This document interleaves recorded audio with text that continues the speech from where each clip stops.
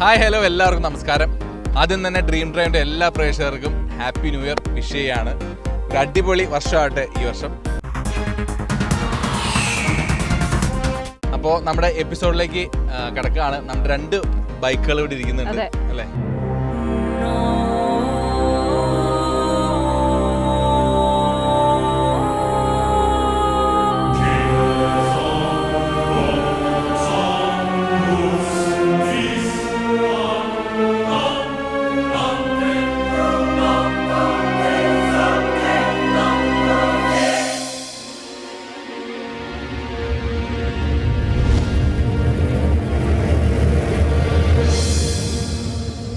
BMW ഏറ്റവും moving ആയിട്ടുള്ള 2 മോഡലുകളാണ്. ഒന്ന് 310GS ഒന്ന് R-ഉമാണ്. അപ്പോൾ ഇന്നത്തെ അതിഥി എന്ന് പറയുമ്പോൾ നമുക്ക് എല്ലാവർക്കും റൈഡേഴ്സിന് ഏറ്റവും കൂടുതൽ എടുക്കണമെന്ന് ആഗ്രഹിക്കുന്ന ഒരു ബൈക്കാണിത്. ഈ ഒരു വണ്ടിയുടെ ഷൂട്ട് എന്ന് പറഞ്ഞപ്പോൾ എൻ്റെ അടുത്ത് ഒരുപാട് യുവജനങ്ങൾ എൻ്റെ അടുത്ത് പറഞ്ഞു, ഈ ബൈക്കാണ് ഇന്ന് കാണാൻ പറ്റുമേട്ടോ, ഒന്ന് റൈഡ് ചെയ്യാൻ പറ്റുമേട്ടാന്ന്. അപ്പം എനിക്ക് തോന്നുന്നു യൂത്തിന് ഭയങ്കരമായിട്ട് ഇഷ്ടപ്പെട്ട 2 ബൈക്കുകളാണ്. ഒരുപാട് നാൾ വെയിറ്റ് ചെയ്ത് കിട്ടിയ, അതായത് ഇത് ശരിക്കും ഇതിന്റെ ഒരു അപ്ഡേഷൻ ആണ്. ശരിക്കും GS-ഉം R-ഉം ഓൾറെഡി ഉണ്ടായിരുന്നു. അതിന്റെ ഒരു ശരിക്കും നല്ല രീതിയിൽ ഹെവി മാസ് ലുക്കിലാണ് പുതിയ എൻട്രി വന്നേക്കുന്നത്. അതൊരു റാലി, സ്റ്റൈലിഷ് റാലി മോഡലും പിന്നെ ഒരു സ്പോർട്ട് മോഡലും ആണ്. ഇതിന്റെ കൂടുതൽ വിശേഷങ്ങളിലേക്ക് നമുക്ക് കടക്കാം അല്ലേ?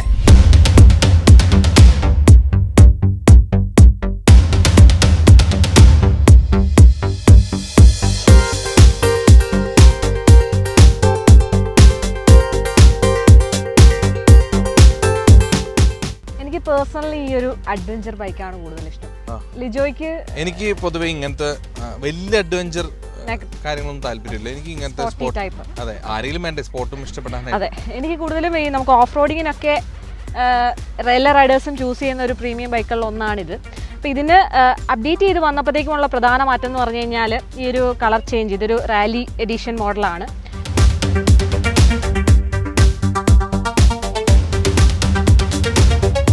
ഇതിന് തന്നെ ബ്ലാക്കും ഉണ്ട്, വൈറ്റും ഉണ്ട്. പോളർ വൈറ്റും അവൈലബിൾ ആണ്. 3 കളേഴ്സാണ് അവൈലബിൾ ഉള്ളത്. കൂടാതെ പ്രധാന മാറ്റം എന്ന് പറയുന്നത്, അതായത് കമ്പയർ ടു സ്പോർട്ടുമായിട്ട് കമ്പയർ ചെയ്യുമ്പോഴത്തേക്കുമുള്ള വ്യത്യാസം എന്ന് പറഞ്ഞാൽ ഇതിൻ്റെ ഗ്രൗണ്ട് ക്ലിയറൻസ് ഒരു 1420 mm ആണ്.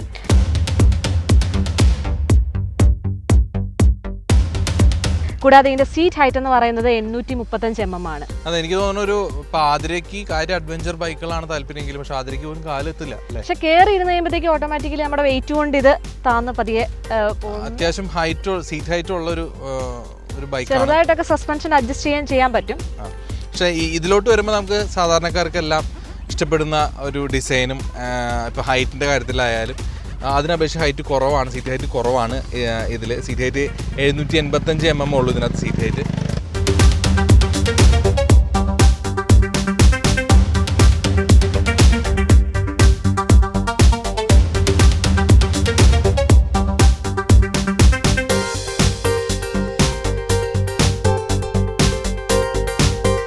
എനിക്ക് പേഴ്സണലി ഈ ഒരു സ്പോർട്ട് എഡിഷൻ ഇഷ്ടമായതുകൊണ്ടാണ് ഞാൻ ഇതിന്റെ അടുത്ത് വന്നിരിക്കുന്നത്.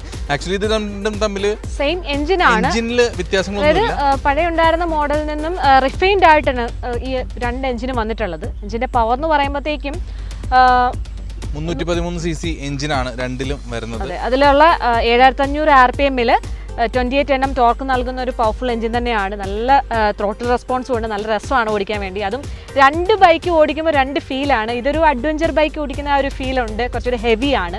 അത് വരുമ്പോഴത്തേക്കും കുറച്ചുകൂടെ ഒരു സിറ്റി ഡ്രൈവിനൊക്കെ സ്പോർട്ടി ആയിട്ട് കൊണ്ടു നടക്കാൻ പറ്റിയ ഒരു മോഡലാണ്. ഞാൻ ആക്ച്വലി അഡ്വഞ്ചർ മോഡൽ ഓടിച്ചില്ല, ഞാൻ ഇതാണ് ഓടിച്ചത്. എനിക്കിത് ഭയങ്കര ഇഷ്ടമായി കണ്ടപ്പോൾ തന്നെ. നമ്മൾ കൈയൊക്കെ കൊടുക്കുമ്പോൾ ആ ഒരു പവർ ശരിക്കും നമുക്ക് മനസ്സിലാവും. പ്രത്യേകിച്ച് BMW പവറിനെ പറ്റി കൂടുതൽ പറയേണ്ട കാര്യങ്ങളില്ല.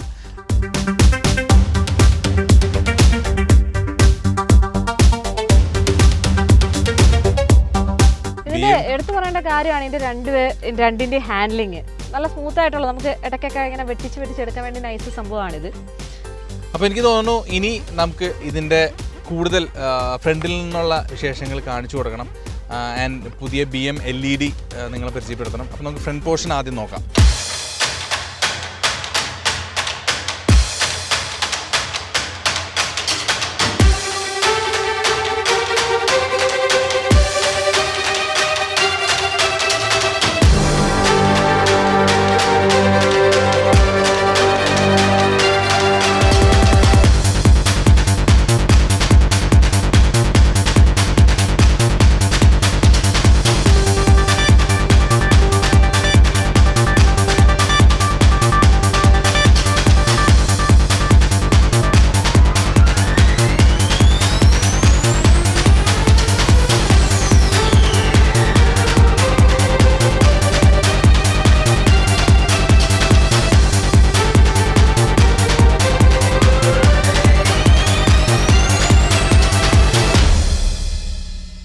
ഓക്കെ, നമ്മൾ ഫ്രണ്ട് പോർഷൻ നോക്കുകയാണെങ്കിൽ നിങ്ങൾക്ക് മനസ്സിലായി ഈ അഡ്വഞ്ചർ റാലി വേരിയന്റ് ഹൈറ്റിലും ഫ്രണ്ടിലും ഒരുപാട് വ്യത്യാസം വന്നിട്ടുണ്ട്. ഹൈറ്റ് വരുമ്പോഴത്തേക്ക് എൻ്റെ ഈ ഒരു ലെവലിലുണ്ട് ഹൈറ്റ്.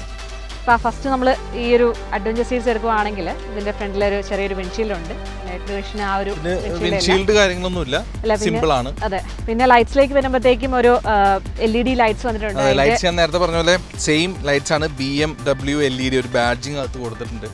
ഈ ലൈറ്റിന്റെ പവർ ആണെങ്കിൽ അത് എനിക്ക് തോന്നുന്നു നൈറ്റ് തന്നെ ഫീൽ ചെയ്യണം. ഞാൻ ഒരു പാസ് അടിച്ച് കാണിച്ചു കൊടുക്കാമോ? നല്ല അത്രയ്ക്കും BMW വണ്ടി എന്ന് പറയുമ്പോൾ മനസ്സിലാവില്ല കേട്ടോ. ആ ഒരു LED പെർഫെക്ഷനൊക്കെ അത്രയും ഗംഭീരമായി നിൽക്കുന്നുണ്ട്. പിന്നെ താഴോട്ട് വരുമ്പോൾ ഈ ഒരു ആ ഒരു പോർഷൻ ഇതിനില്ല. എനിക്ക് അത് അഡ്വഞ്ചർ ഒരു മോഡൽ ആയതുകൊണ്ട് ആ ഒരു ഫീല് കൊണ്ടുവരാൻ വേണ്ടിയിട്ടാണ് അത്. ഇത് സിമ്പിൾ ആണ്. പിന്നെ അപ്സൈഡ് ഡൗൺ ഫോക്ക് വന്നിട്ടുണ്ട്. അത് കോമൺ ആണ്, നമ്മുടെ കോമൺ ആണ്. ഒരു ഗോൾഡൻ കളർ കൊടുത്തിട്ടുണ്ട്. ഗോൾഡൻ കളർ എന്ന് പറയുമ്പോൾ ഈ ഒരു വണ്ടിക്ക് ഈ കളർ കോമ്പിനേഷൻ വരുമ്പോൾ ആ ഷോക്ക് നിങ്ങൾ ശ്രദ്ധിച്ചാൽ മനസ്സിലാവും, ഭയങ്കരമായിട്ട് എടുത്ത് കാണിക്കുന്നുണ്ട് ഗ്ലേസിംഗ് ഒക്കെ. പിന്നെ ടയർ സൈസിൽ വ്യത്യാസം വരുന്നുണ്ട്. ഇത് വന്നിട്ട് 110/70 R17 ടയേഴ്സ് ആണ്. ഇത് 110/80 R19 ടയേഴ്സ് ആണ്. പ്രധാന വ്യത്യാസം എന്ന് വെച്ചാൽ ഇതൊരു ഓഫ് റോഡിംഗ് പർപ്പസിനുള്ളതായതുകൊണ്ട് അതിന്റെ ഒരു കട്ടിങ്ങും കാര്യങ്ങളൊക്കെ ഓഫ് റോഡിന് അനുയോജ്യമായിട്ടുള്ള ഒരു ഗ്രിപ്പും കാര്യങ്ങളും കൊടുത്തിട്ടുള്ളത്. അതിൽ നോർമൽ യൂസ് റോഡിനുള്ള ആ ഒരു ഇതാണ്. പിന്നെ ഇതിന്റെ അലോയ് ശ്രദ്ധിച്ചാൽ മനസ്സിലാവും, റെഡ് കളറാണ്. അത് ഈ ഒരു കളർ മെറ്റാലിക് കളർ വേരിയന്റിൽ മാത്രമാണ് റെഡ് കളർ അലോയ്സ് കൊടുത്തിരിക്കുന്നത്. ഇതിന്റെ ബാക്കി രണ്ട് കളേഴ്സിലും ബ്ലാക്ക് അലോയ്സ് ആണ്. പക്ഷെ എനിക്ക് പേഴ്സണലി ഇതാണ് ഇഷ്ടമായത്, റെഡ് കളറാണ് ഇഷ്ടമായത്. ഇതിന്റെ വരുമ്പോഴത്തേക്ക് ഒരു ബ്ലാക്ക് ഇൻസേർഷനാണ് കൊടുത്തേക്കുന്നത്. അതായത് ഈ ഒരു വയലറ്റും ഒരു ബ്ലാക്ക് ആ ഒരു കോമ്പിനേഷൻ ആണ്. പക്ഷെ ബ്ലാക്കിലേക്കും അതുപോലെ തന്നെ വൈറ്റിലേക്ക് വരുമ്പോഴത്തേക്കും ഈ ഒരു കളറല്ല, വേറെ ചേഞ്ച് ഉണ്ട്.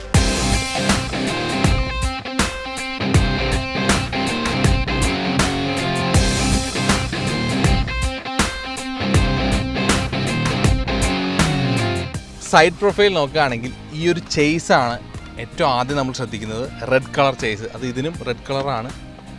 എനിക്ക് തോന്നുന്നു ഈ ഒരു ടൈപ്പ് ഓഫ് വെഹിക്കിൾ കളേഴ്സിന് മാത്രമേ ഈ ഒരു റെഡ് കളർ ഷാസി കൊടുത്തിട്ടുള്ളൂ. ബാക്കിയെല്ലാം ഒരു ബ്ലാക്ക് കളറാണ്. അപ്പോൾ അത് ഭയങ്കര സ്പോർട്ടി എലമെന്റ് കൊണ്ടുവന്നിട്ടുണ്ട്. അതെ, ശരിക്കും ഈ ഒരു വെഹിക്കിൾ കാണുമ്പോൾ ഒരു ഐഡന്റിറ്റി കിട്ടുന്നുണ്ട്. അതെ, ടോപ്പ് മോഡലാണിത്. പിന്നെ എഞ്ചിൻ നോക്കുകയാണെങ്കിൽ ഒരു single cylinder water cooled 4 stroke എഞ്ചിനാണ്. അതിന് തന്നെ പവർ എന്ന് പറയുമ്പോഴത്തേക്കും 34 PS പവറും 28 Nm ടോർക്ക് നൽകുന്ന ഒരു പവർഫുൾ എഞ്ചിനാണിത്. അത്യാവശ്യം ഈ ഒരു സൈഡ് പ്രൊഫൈൽ നോക്കുകയാണെങ്കിൽ നമുക്കിപ്പം ഇതിന്റെ ക്വാളിറ്റിയുടെ വൈസ് കാര്യങ്ങളൊന്നും പ്രത്യേകിച്ച് എടുത്തു പറയേണ്ട കാര്യമൊന്നുമില്ല. എഞ്ചിൻ ഓൾറെഡി പ്രൂവ്ഡ് ആയിട്ടുള്ള ഒരു എഞ്ചിനാണ്. പിന്നെ ഈ ഒരു മോഡലിലേക്ക് ഇപ്പം അപ്ഡേറ്റ് ചെയ്ത് വന്നപ്പോഴത്തേക്കും കുറച്ചുകൂടെ റിഫൈൻഡ് ആയി. എഞ്ചിൻ കുറച്ചുകൂടെ സ്മൂത്ത് ആണ് റൈഡ് ചെയ്യാൻ വേണ്ടിയൊക്കെ. കുറച്ച് നോയ്സ് ഒക്കെ കുറഞ്ഞിട്ടുണ്ട്. നല്ല രസമുണ്ട് റൈഡ് ചെയ്യാൻ തന്നെ.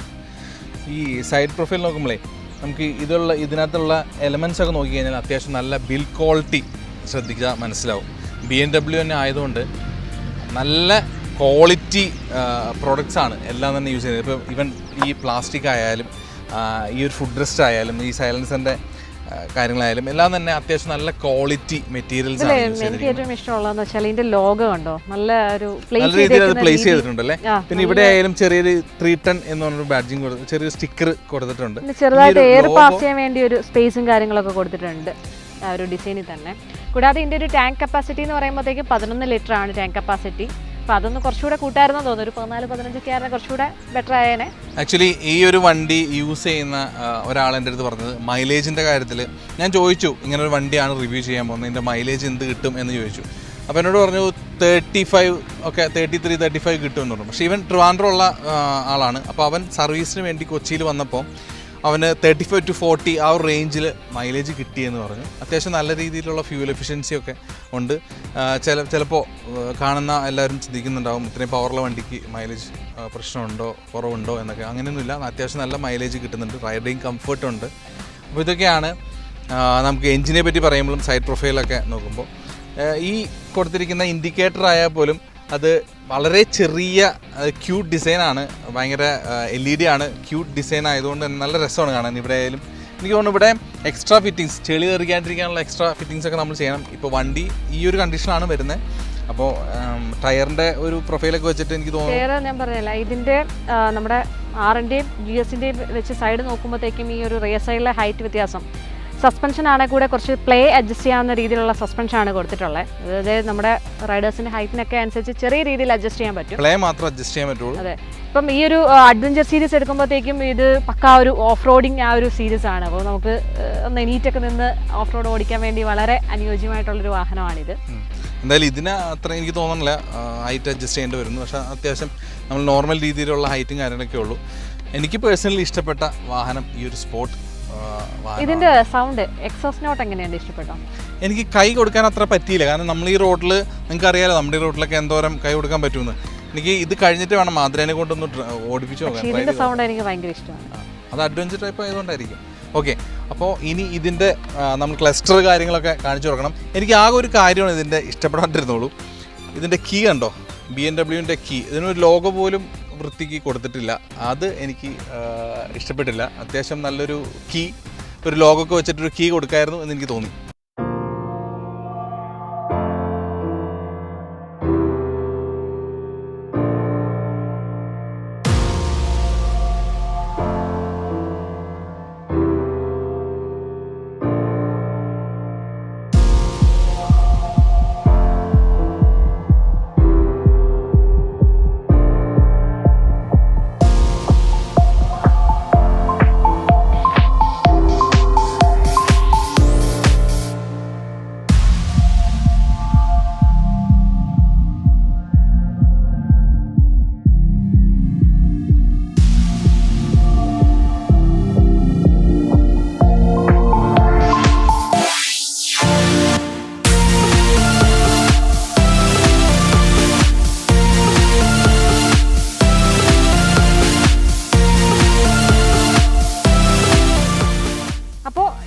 വാഹനത്തിൻ്റെ അതായത് GSൻ്റെ റേസയിലേക്ക് നോക്കുമ്പോഴത്തേക്ക് പെട്ടെന്ന് നമുക്ക് ശ്രദ്ധ ആകർഷിക്കുന്നതിൻ്റെ ടേഴ്സാണ്.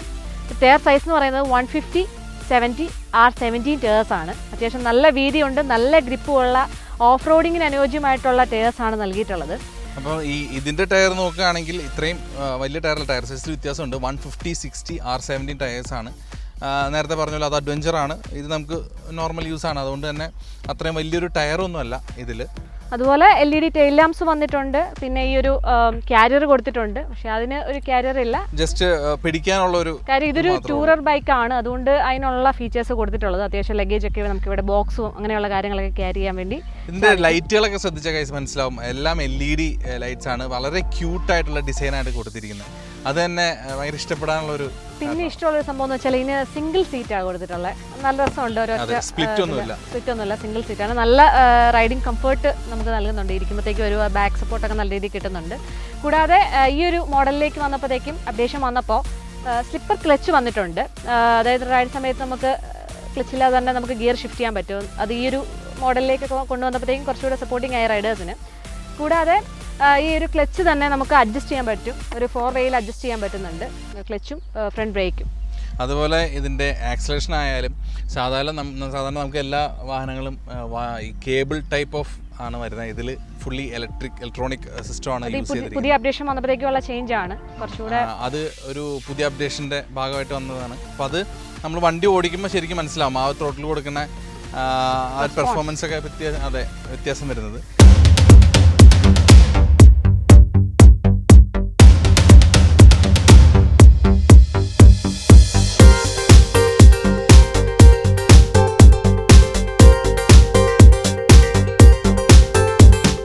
ഇനിയിപ്പോൾ ഇതിൻ്റെ ക്ലസ്റ്റർ ശ്രദ്ധിക്കുമ്പോഴത്തേക്കും അത്യാവശ്യം ബേസിക് ആയിട്ടുള്ള എല്ലാ കാര്യങ്ങളും ഇതിലുണ്ട്. പിന്നെ കുറച്ച് ചെറുതായി പോയോ എന്നൊരു സംശയം ഉണ്ടായിരുന്നു, കുറച്ചുകൂടെ ഒന്ന് വലുതാക്കായിരുന്നു. അപ്പോൾ ഇതിലുള്ള കാര്യങ്ങൾ എന്ന് വെച്ച് കഴിഞ്ഞാൽ ഫസ്റ്റ് ഫ്യൂവലിൻ്റെ ഡീറ്റെയിൽസും കാര്യങ്ങളുണ്ട്. ഓഡോമീറ്റർ ഉണ്ട്, ട്രിപ്പ് 1 ട്രിപ്പ് 2, ടോട്ടൽ കിലോമീറ്റർ, സ്പീഡിൻ്റെ കാര്യങ്ങൾ, time, fuel indication, neutral indicators, lights, warning lights, ABSൻ്റെ കാര്യങ്ങൾ വന്നിട്ടുണ്ട്. ABS എന്ന് വെച്ച് കഴിഞ്ഞാൽ മുമ്പുണ്ടായിരുന്ന മോഡലിലൊക്കെ എന്ന് വെച്ചാൽ സ്വിച്ചബിൾ ആയിരുന്നു. അതായത് നമുക്ക് ഈ ABS ഓഫ് ചെയ്തിട്ട് ഓഫ് റോഡിങ് ടൈമിൽ റൈഡ് ചെയ്യായിരുന്നു. എന്നാൽ ഈ ഒരു മോഡലിലേക്ക് വന്നപ്പോഴത്തേക്കും സ്വിച്ചബിൾ അല്ല, ഇൻബിൽറ്റ് ആയിട്ട് തന്നെ ABS ഉണ്ട്. പിന്നെ ബാറ്ററിയുടെ വാർണിംഗ്, എഞ്ചിൻ്റെ വാർണിംഗ്, അങ്ങനെയുള്ള കാര്യങ്ങളിൽ വാർണിംഗ് ലൈറ്റ്സ് ഒക്കെ ഉണ്ട്. അപ്പോൾ ബേസിക് ആയിട്ടുള്ള ക്ലസ്റ്ററിലെ കാര്യങ്ങളൊക്കെ ഇത്രയാണ്.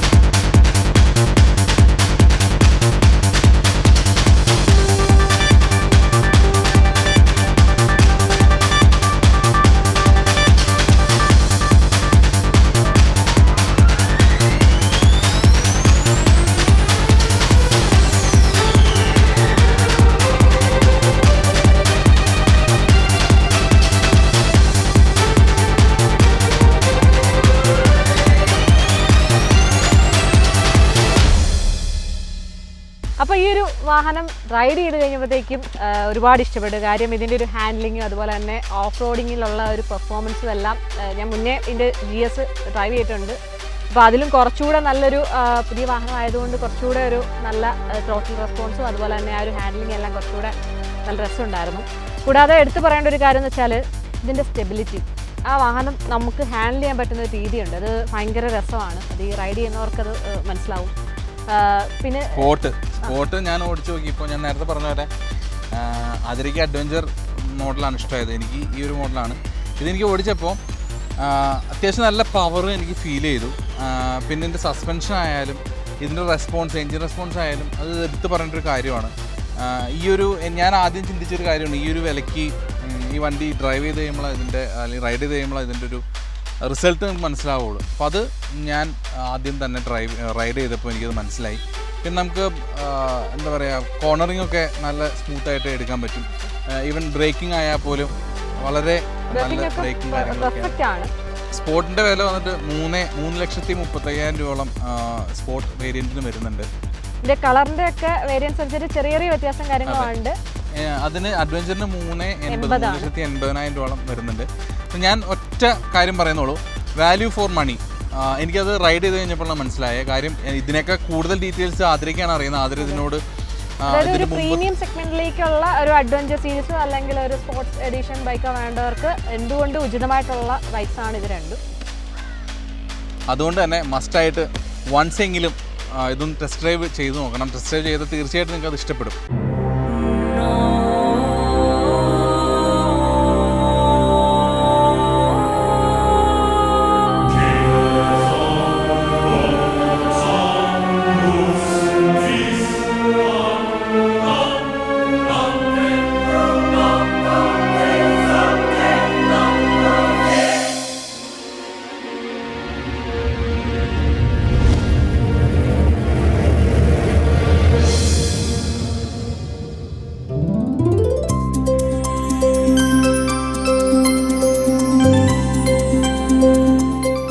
അപ്പോൾ നമ്മളുടെ ഈ രണ്ട് വാഹനം ഇപ്പം BMW Motorrad കൊച്ചിയിൽ തിരിച്ചേൽപ്പിക്കാൻ പോവാണ്. ഞാൻ GS ഡ്രൈവ് ചെയ്യുന്നത്. അപ്പോൾ എൻ്റെ ഹൈറ്റ് എന്ന് പറയുന്നത് 160 സെൻറ്റിമീറ്റർ ആണ്. ഗ്രൗണ്ടിൽ നിന്നുള്ള ഹൈറ്റ് കണ്ടത് ഇത്ര എത്തും. അപ്പോൾ എൻ്റെ ഈ ഒരു ഹൈറ്റിനുള്ളവർക്കൊക്കെ ഈസി ആയിട്ട് ഡ്രൈവ് ചെയ്യാൻ പറ്റും. അപ്പോൾ ഹൈറ്റ് ഒരു പ്രശ്നമേ അല്ല. കാര്യം ഈ ഒരു വാഹനം കയറി നിർത്ത് കഴിഞ്ഞ് റൈഡ് ചെയ്യുന്ന സമയത്താണ് ഇതിൻ്റെ ഒരു കറക്റ്റ് ഒരു റൈഡിങ് കംഫർട്ട് അറിയാൻ പറ്റുക. അതെ. അപ്പോൾ എന്തായാലും ഇന്നത്തെ എപ്പിസോഡ് എല്ലാവർക്കും ഇഷ്ടപ്പെട്ടെന്ന് വിശ്വസിക്കുന്നു. അടുത്ത എപ്പിസോഡിൽ പുതിയൊരു വാഹനമായിട്ട് ഞങ്ങൾ വരും. അതുവരെ ബൈ.